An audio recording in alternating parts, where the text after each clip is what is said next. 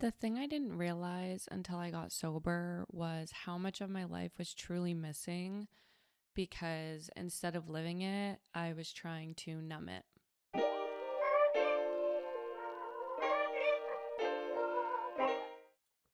Hello, hello, hello, angels, and welcome back to the podcast To the Core. I'm your host, Carissa, and together we are going to crack the code of how to actually start feeling like your best self because let's be honest, we deserve that. On this podcast, we talk about unraveling the tough stuff and getting to the core of our wounds and desires so we can live our most aligned and authentic lives. I am so happy you chose to spend this time learning and growing with me today, and I'm so proud of you for showing up for yourself. Being here is a form of self-care. Before we begin the episode, I just wanted to give a couple announcements. The first one being I am truly working on setting up for video. So instead of just hearing my voice, you'll be able to see me in addition to that. I truly appreciate all your support through this journey so far and your patience while I navigate all of the behind the scenes stuff because it's honestly a lot harder than I thought it was going to be. But I'm not going to give up and we're going to get through it. So I just wanted to touch on that. And I also wanted to give a little reminder that while the show grows, I'm not advertising it on social media. It is just purely word of mouth. We're doing it old school. So if you know anybody who you think could benefit from my podcast or you're benefiting from this podcast, if you could please give a follow, it really helps the show reach more people, and eventually it'll help to get us on more platforms. So thank you for all your support. I'm so happy you're here, and let's just get right into it. So I wanted to touch on a subject that can be a little bit sensitive, not only for myself, but for others, and that is getting sober. And I think the biggest thing that I recently realized was the things that I was doing were literally keeping me so stuck. And I think I was so accustomed to it and I used it, whether it was alcohol or weed or other things, I used them during really tough periods of my life and they truly became a coping mechanism. And instead of living this beautiful life that I live now, I was still using those coping mechanisms and I wasn't even necessarily trying to cope with anything. Like it was just in my day-to-day life, it became like this vice and this crutch. And I eventually was sitting on the couch one night and I thought to myself, why am I even doing this? Like, I know there were times in my life where I was genuinely in such fight or flight that I needed something to get me through, like, literally needed it. Like, I was in a super unhealthy living situation. I was with a person who was just tearing me down, draining me of my energy. I was so tired all the time.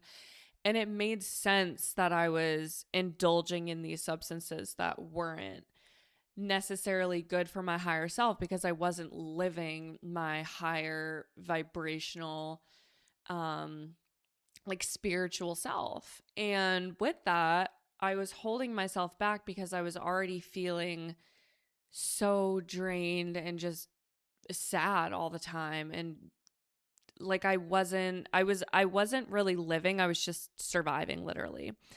And that's not the case anymore. Like my life is beautiful. I have a beautiful partner who respects me and values me and makes me feel so freaking amazing. I have 2 cats that I literally adore. I have a beautiful home and a job that I love and friends who support me and love me. And I'm just surrounded by all these beautiful things. Yet there I was sitting there getting high again. And I really had to look at that. Like, why am I doing this?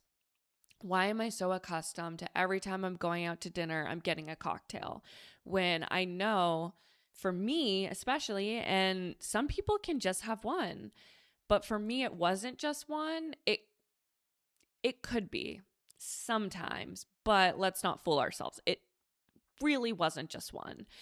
And one turned into 2 and 2 turned into 3. And by the time I got to 3, I wasn't even myself. I was a completely different person. I was vibrating literally so low. And not only in that moment, but like the next day and the day after that, like let's not forget that alcohol is a depressant. And when we're doing it, we are staying sad. Like we're literally staying sad. And if you are somebody who has gotten sober and you know what it feels like to like continuously wake up and not feel that like alcohol disappointment in you, then you know what I mean when I say waking up after drinking feels really uncomfortable when you finally get used to not drinking and you're waking up and you're just existing and living your life rather than waking up, oh, I shouldn't have said that. Oh, I shouldn't have done that. Oh, I hurt that person. Oh, I really acted stupid. Oh, maybe I drove home when I really shouldn't have. Like maybe I made a poor choice. Maybe I spent too much money. Maybe now I'm dehydrated. I feel inflamed. My body feels like crap. And like why? And there were so many instances where that happened to me. The longer you go without drinking, the easier it gets and the more you don't even think about it. And I'm not obviously an addiction counselor, okay? I've been through this myself. I've literally gone through rehab. I've gone in sober living. I've been in active addiction. I know what it's like to tell myself, oh, well, like if I just smoke weed, it's fine. Like that's not that bad. It's a plant, whatever. But when you are somebody who has an addictive personality and you cling on to something and it makes it really difficult for you to have power over that thing, that's when it's really time to look at it and acknowledge what's happening. And that self-awareness is literally what's going to save your life. That self-awareness of why am I so powerless over this one thing? Like if you tell yourself, oh no, like it's fine, like I have control. Okay, go out to dinner and don't get a drink. And then do it again. And then do it again. Like, can you do that? You know? And that's something that I really had to learn the hard way. And same with weed. Can I go a night without getting high? When it was in my possession, truly, I don't honestly think I could. There was like a couple nights, but I literally suffered through. Like I white knuckled that shit. Like I was like, okay, the joint's in the drawer. We're not going to do it. We're not going to do it. We're not going to do it. And I literally had to like force myself to not do it. And for me, that's a problem. Like, I don't want to live my life being powerless and helpless over these substances anymore. It makes me feel not in control. And I'm someone who thrives when I'm sober. Like, I literally thrive. My whole life has changed. It's been almost 2 months since I looked at my habits and was like, this is not serving me anymore. And this isn't the first time that I've done this either. There's been multiple times, again, when I was younger, where I was doing other things and I went to rehab. And I'm really glad I did because I think, you know, I do think it saved my life in a way. I really do. It got me out of the position I was in. It got me away from the people that I was using with. And it kind of forced me to look at myself. I think unfortunately, the program that I went to was not a good one, to be honest. It was very like controlling and kind of like shaming. And while I think there can be good and like humility, like they use that word a lot, I think humility can be good. They took it to like a whole nother level. Um, yeah, I didn't appreciate their approach. Anyways, but now in my life, I truly can look at myself and make that decision for me. And I truly feel like I'm stepping away from the addictive personality and stepping into a disciplined and self worth personality instead of just using, just to use. Again, when I was using weed in my really unhealthy relationship, I was using it to cope, but I was also super isolated. And that's something that when you're in it, like, I'm never gonna shit on myself for doing what I had to do. Like, I genuinely was a barely living. Like, it was taking everything in me to survive. And I was in fight or flight all the time. So I'm never going to like shame myself for that. I'm glad that I had a vice and a crutch to get me through, because I don't know what would have happened. I really feel like I would have gone just absolutely mad, like just crazy. Um, so yeah, I think in some points of my life, using those vices were necessary, but they're not anymore. And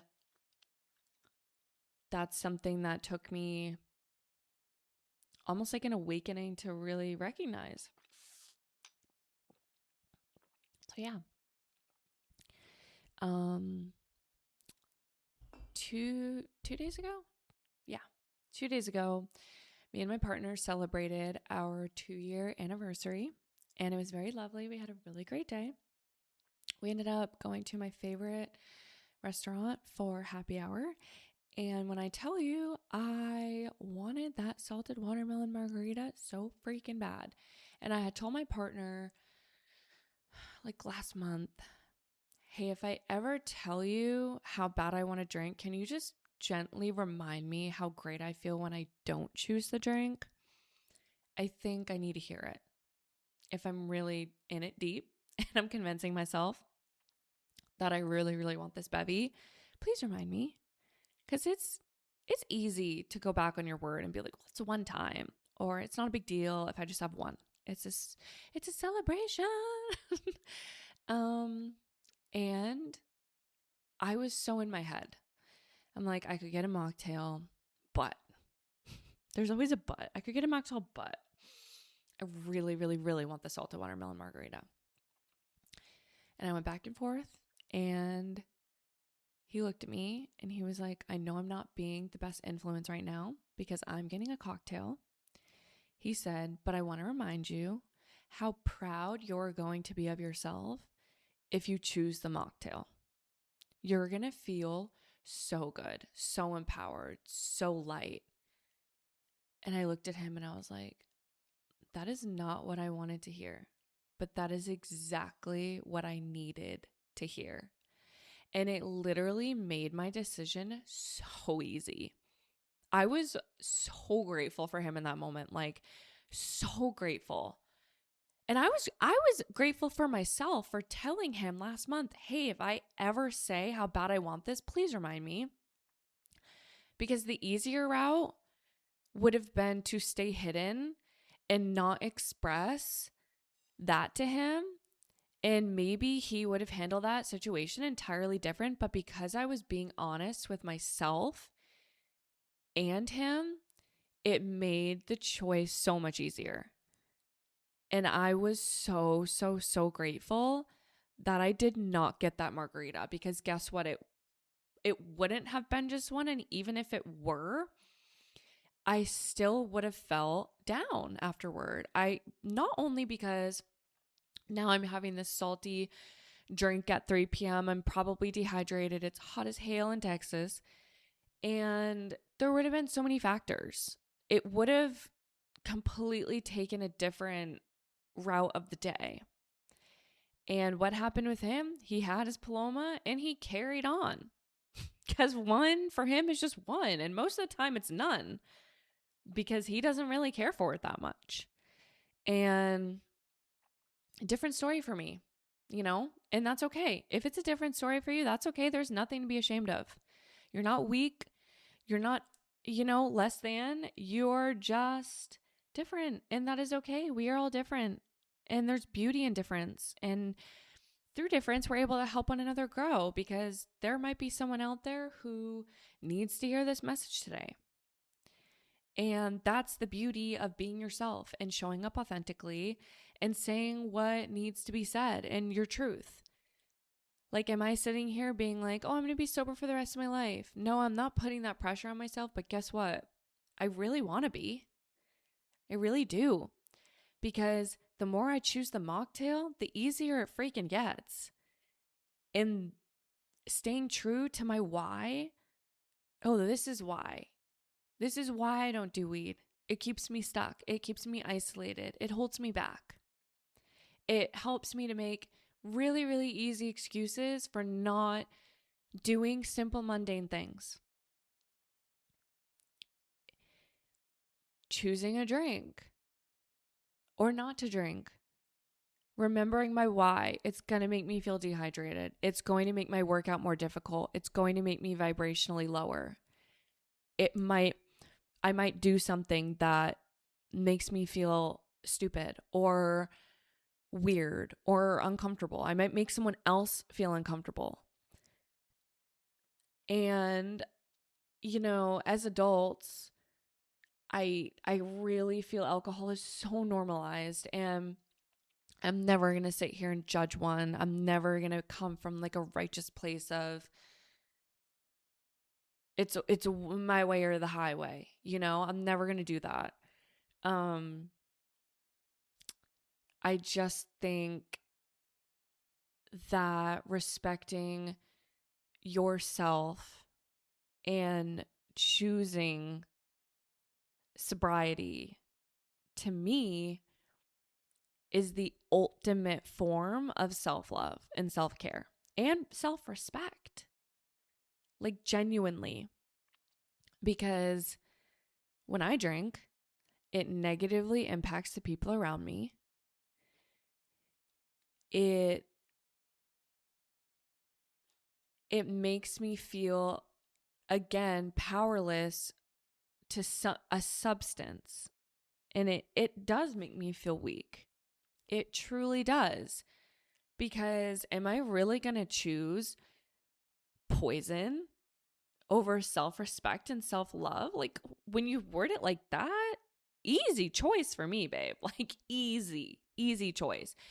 I'm not going to sit here and be naive. I know it's not that easy, and I know it's not that simple.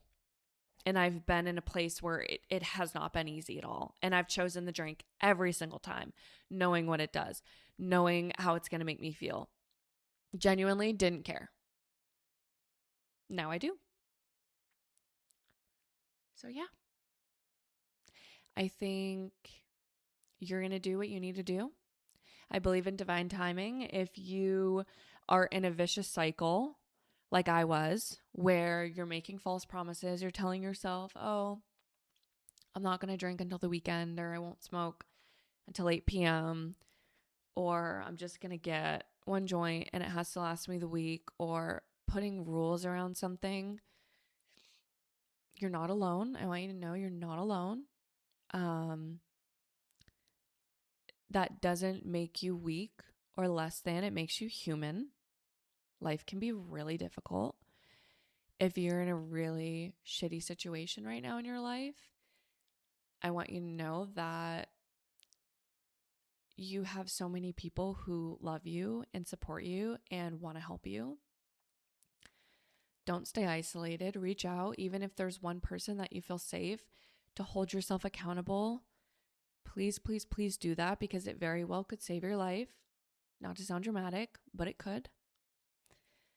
And yeah, I just want you to know that you're so strong, and showing up for yourself, it takes sometimes just one time, and then that time leads into another time and then another. And so I want you to know that even if you just choose the mocktail over the cocktail one time, just see how it feels. See how it feels. And that could be something to look at in itself, because if you're still dying for that cocktail, then there might be something more serious going on that is definitely worth looking at, because you deserve to live a healthy and happy and aligned life. And that is literally the goal. So yeah, I appreciate you being here, your time, your support. If you'd like to be notified when the next episode comes out, you can click the little bell.